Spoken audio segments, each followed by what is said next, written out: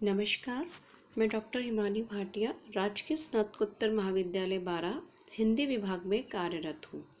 आज मैं आपको बीए थर्ड ईयर में सेकंड पेपर भारत दुर्दशा हमारे नाटक के बारे में बताने जा रही हूँ। भारत दुर्दशा नाटक की पृष्ठभूमि के बारे में हम सबसे पहले जानेंगे कि भारत दुर्दशा नाटक की पृष्ठभूमि के पीछे निम्नांकित दो तत्व उत्तरदायी थे। पहला, भारतेंदु हरिश्चंद्र युग प्रवर्तक एवं नव जागरण के अग्रदूत होने के साथ साथ स्वतंत्र रचनाकार भी थे। उनके सामने भारत का ऐसा समाज था जो पराधीन था और अनेक प्रकार के शोषणों का शिकार था। भारतेंदु का हृदय पराधीन भारत की दुर्दशा को देखकर आहत हो उठा था। उन्होंने यह भलीभांति समझा था कि नाटकों के द्वारा जनता के हृदय को परिवर्तित किया जा सकता है। इसलिए उन्होंने भारत दुर्दशा नाटक लिखकर देश के उद्धार का प्रयत्न किया। वस्तुतः भारतेंदु अपने नाट्य सृजन के द्वारा वही काम किया जिसे गांधी जी ने राजनीति के जगत में किया था। अगर हम इसका दूसरा पॉइंट देखते हैं तो वो यह है कि भारतेंदु के समय पारसी रंगमंच छाया हुआ था, जहां नाटकों का भोंडा और अश्लील प्रदर्शन होता था, जो कि अच्छा नहीं था। भारतेंदु अपने समय के रंगमंचीय परिदृश्य से बेहद असंतुष्ट थे। उस समय हिंदी का अपना कोई रंगमंच नहीं था। भारतेंदु ने अपने समय की चुनौतियों को स्वीकार करते हुए नाटक और रंगमंच को नई दिशा प्रदान की। भारत दुर्दशा इसका एक सुंदर प्रयोग है। अब हम इसके बाद देखते हैं कि भारत दुर्दशा की मूल संवेदना क्या है। 1880 ईस्वी में रचित भारत दुर्दशा नाटक हिंदी नाटक के इतिहास में राष्ट्रीय चेतना का प्रथम नाट्यालेख है। भारतेंदु हरिश्चंद्र ने स्वयं ही भारत दुर्दशा को देश वत्सलता का नाटक कहा है।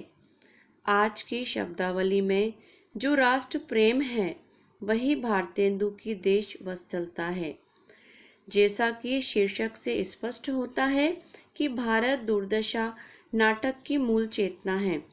भारत की दुर्दशा का चित्रण करना और वस्तु स्थिति से अवगत कराकर देशवासियों को देश के उद्धार हेतु एकजुट और सक्रिय होने की चुनौती देना। भारत दुर्दशा राष्ट्रीय चेतना का पहला हिंदी नाटक है, जिसमें युग प्रवर्तक नाटक का भारतेंदु ने देश के अतीत का गौरवगान और वर्तमान भारत की दयनीय दशा का चित्रण कर राष्ट्रीयता का संदेश दिया है। यही भारत दुर्दशा नाटक में नाटककार का उद्देश्य है। भारतेंदु के समय यह जितना प्रासंगिक था, उससे भी अधिक प्रासंगिक आज के संदर्भ में है। भारत दुर्दशा में भारतेंदु की राष्ट्रीय चेतना किन रूपों में अभिव्यक्त हुई है? यदि हम इसका विश्लेषण करते हैं तो पाते हैं कि भारत दुर्दशा नाटक के प्रथम अंक का प्रारंभ एक योगी के आगमन से होता है, जो भारत दुर्दशा का गीत गाता है और सबको इस दुर्दशा के गीत में शामिल होने के लिए आमंत्रित करता है। रोबहु सब मिली के आवहु भारत भाई, हा हा भारत दुर्दशा न देखी जाए, कि अब मुझसे इस भारत की दुर्दशा देखी नहीं जा रही है। हम देखते हैं कि इस गीत में सब प्रकार से समृद्ध अतीत के गौरवशाली भारत के वर्तमान दुर्दशा पर दुख प्रकट किया गया है। भारतेंदुकालीन भारत में विद्या, बुद्धि, वीरता इत्यादि कहीं नहीं रह गई थी। मूर्ता, आपसी भेदभाव, द्वेष, कटुता, आलस्य, कुमति, रोग, महंगाई इत्यादि का साम्राज्य समाज में व्याप्त हो गया था। अंग्रेजों के राज्य में यद्यपि तमाम सुख सुविधाएं मिली, किंतु दुख इस बात का है कि भारत देश का धन विदेश चला जाता है और लोगों पर टैक्स की आफत आई हुई है। भारत दुर्दशा नाटक का गीत पूरे नाटक का एक प्रकार से सारांश है। भारत दुर्दशा नाटक के दूसरे अंक में दुखी भारत आता है। उसे दुख इस बात का है कि देशद्रोहियों के कारण उसे पराधीन होना पड़ा। 20 करोड़ पुत्रों के रहते हुए भी वह अनाथ है। परमेश्वर और वर्तमान भारत सामग्री पर उसे विश्वास नहीं रह गया। अपना रक्षक उसे कोई नहीं दिखाई पड़ता। पर वह मरता नहीं है। निर्लज्जता से उसे मरने नहीं देती। आशा उसे जीवित रखती है।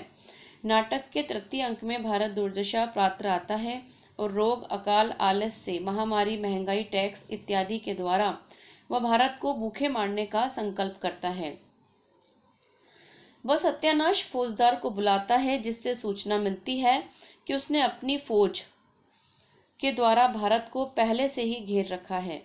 उसकी फौज में अपव्यय, फैशन, सिफारिश, फूट, दाह, लोभ, भय, अतिवृष्टि, अनावृष्टि इत्यादि शामिल है। नाटक के चतुर्थ अंक में भारत दुर्देव के सम्मुख रोग, आलस्य, मदिरा और अंधकार इत्यादि क्रम में उपस्थित होते हैं। नाटक के 5वें अंक में कवि संपादक बंगाली, 2 देशों निवासी, 1 महाराष्ट्र इत्यादि के द्वारा भारत दुर्देव से लड़ने के प्रयत्न के उपायों पर विचार विमर्श है। नाटक के अंतिम और छठे अंक में भारत भाग्य, भारत के गौरवशाली अतीत और दुख पूर्ण वर्तमान दशा का विस्तार से वर्णन करता है। वह अपनी वेदना व्यक्त करता है। इस प्रकार कहा जा सकता है कि भारत दुर्दशा पूर्ण रूप से राष्ट्रीय भावना से ओतप्रोत नाट्य रचना है। रचनाकार अपने देश की दुर्दशा से दुखी और चिंतित है। वह न सिर्फ अपने देश की दयनीय दशा का चित्रण करता है, बल्कि उसके कारणों पर भी प्रकाश डालता है। साथ ही साथ ये नाटक भारतवासियों को देश के उद्धार के लिए जागरण का दिव्य संदेश भी देता है। यही बात मैथिलीचरण गुप्त ने भारत भारती में इस प्रकार की थी: हम कौन थे, क्या हो गए और क्या होंगे अभी।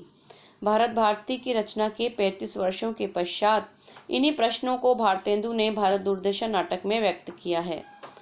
इस प्रकार राष्ट्रीय चेतना की अभिव्यक्ति की दृष्टि से भारत दुर्दशा नाटक का अपना विशिष्ट महत्व है। अब हम देखेंगे कि भारत दुर्दशा की प्रासंगिकता क्या है। तो भारत दुर्दशा की मूल चेतना दुख और निराशा की नहीं है, जागरण की है।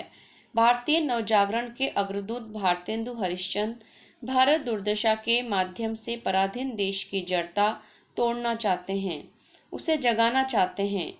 जागो जागो रे भाई का स्वर नाटक में बार बार सुनाई पड़ता है।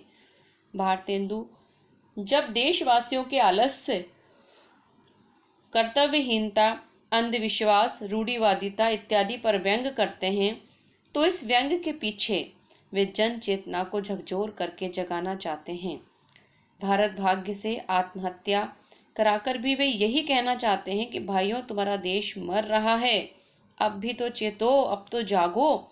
वस्तुतः भारत दुर्दशा नाटक में निराशा में भी जागरण का संदेश है। यह देश को रुलाने की नहीं, रुलाने के माध्यम से जगाने का नाटक है, जिसकी प्रासंगिकता आज भी है। भारत दुर्दशा नाटक अपने रचना काल 1880 ईस्वी के 140 साल के बाद भी आज की प्रासंगिकता बनी हुई है। आज हमारा देश स्वाधीन अवश्य है, पर पराधीनता नहीं गई है। शासक बदल गए हैं, पर शासन नहीं बदला। शासक बदल गए हैं, पर आम आदमी का शोषण नहीं बदला। शोषण का ढंग बदल गया है। भारतेंदु के समय में समाज में जो शोषण का रूप था, वह आज भी है। अशिक्षा, गरीबी, रोग, अंधविश्वास, शोषण, अन्याय इत्यादि वह सब कुछ आज भी विद्यमान है, जिसने इस देश को अंधेर नगरी में बदल दिया। इस संदर्भ में भारत दुर्दशा की चेतना और संदेश कितने प्रासंगिक हैं, ये कहने की आवश्यकता नहीं है। अब हम देखते हैं कि भारत दुर्दशा नाटक की कथा वस्तु क्या है। सन 1880 ईस्वी में रचित भारत दुर्दशा नाटक तत्कालीन भारत की दयनीय दशा का पर्दाफाश करने वाला एक राजनीतिक नाटक है। 6 अंकों में रचित इस नाटक की कथा वस्तु निम्न है। पहली, भारत दुर्दशा नाटक की कथा वस्तु सर्वथा मौलिक एवं नितांत नवीन है। भारतेंदु से पूर्व किसी ने इस विषय पर कोई नाटक नहीं लिखा था। भारत दुर्दशा दूसरा पॉइंट है हमारा। भारत दुर्दशा नाटक में घटना चक्र का विधान बहुत क्षीण है, क्योंकि भारतेंदु ने यह नाटक एक खास उद्देश्य से लिखा है। इसमें परंपरागत रूप से कथानक का निर्वाह नहीं हुआ है। तीसरा पॉइंट है हमारा, भारत दुर्दशा के कथानक में ज़्यादा नाटकीयता का समावेश भी नहीं हुआ है, क्योंकि इस नाटक में भारतेंदु ने उन पर प्रतीकात्मक शक्तियों को उजागर किया है जो भारत की दयनीय दशा के लिए उत्तरदायी है। चौथा पॉइंट है हमारा, भारत दुर्दशा नाटक के कथानक में क्रमबद्धता, निरंतरता एवं जिज्ञासा की सुंदर सृष्टि हुई है। इसमें कथानक के 6 अंक परस्पर संबद्ध हैं। कथानक में निरंतरता है। इस नाटक में उत्सुकता का निर्वाह हमें देखने को मिलता है। हमारा 5वां लास्ट पॉइंट है कि भारत दुर्दशा नाटक के कथानक का प्रारंभ योगी के गीत के द्वारा और इस नाटक का अंत भारत भाग्य द्वारा आत्महत्या से हुआ है। इस नाटक का प्रारंभ और अंत दोनों ही प्रभावशाली हैं। भारत दुर्दशा नाटक में व्यंग का भी स्वरूप हमें देखने को मिलता है, और ये जो व्यंग है ये हमें 2 प्रकार से देखने को मिलते हैं। पहला हमें देखने को मिलता है व्यक्ति व्यंग और दूसरा है हमारा सामाजिक व्यंग। तो भारत दुर्दशा एक व्यंग्यपूर्ण नाटक है। भारत दुर्दशा में शुरू से लेकर अंत तक व्यंग का सुंदर निर्वाह हुआ है। भारत दुर्दशा में नाटक भारत की दयनीयता दशा का चित्रण हुआ है और इस चित्रण का मुख्य आधार व्यंग है। पहला है हमारा व्यक्तिपरक व्यंग। इसके अंतर्गत भारतेंदु ने भारतवासियों की जड़ता, आलस्य, अंधविश्वास, निष्क्रियता, व्यर्थ के आडंबर इत्यादि को व्यंग का निशाना बनाया है। दूसरा है हमारा सामाजिक व्यंग। भारतेंदु ने सामाजिक व्यंग के अंतर्गत राजनीतिक, आर्थिक, धार्मिक एवं सामाजिक स्थितियों पर व्यंग किया है। इनके उदाहरण भारत दुर्दशा में इस प्रकार देखे जा सकते हैं। दुनिया में हाथ पैर हिलाना नहीं अच्छा, मर जाना पे उठ के कहीं जाना नहीं अच्छा। भारतेंदु के व्यंग की ये सर्वप्रथम विशेषता है कि व्यंग के अनुसार उनकी भाषा करवट लेती चलती है। चुहलबाजी, चुटकुलेबाजी और विकृतियों पर व्यंग करने के लिए भारतेंदु ने मुहावरेदार भाषा का भी प्रयोग किया है। जमुना किनारे कनात खड़ी कर दी जाए, कुछ लोग चूड़ी पहने कनात के पीछे खड़े रहे। जब फौज इस पार उतरने लगे, कनात के बाहर हाथ निकलकर उंगली चमका कर कहे, मुए इधर न आइयो, इधर जनाने हैं, बस सब दुश्मन हट जाएंगे। कुल मिलाकर कहा जा सकता है कि भारत दुर्दशा एक व्यंग्यपूर्ण नाटक है और ये चीज हमें कहीं ना कहीं देखने को भी मिल रही है। तो आज हमने आपको भारत दुर्दशा के बारे में बताया है। उम्मीद है कि आपको बहुत अच्छा लगा होगा। नेक्स्ट टॉपिक में हम भारत दुर्दशा के प्रश्नों से आपको अवगत कराएंगे। धन्यवाद।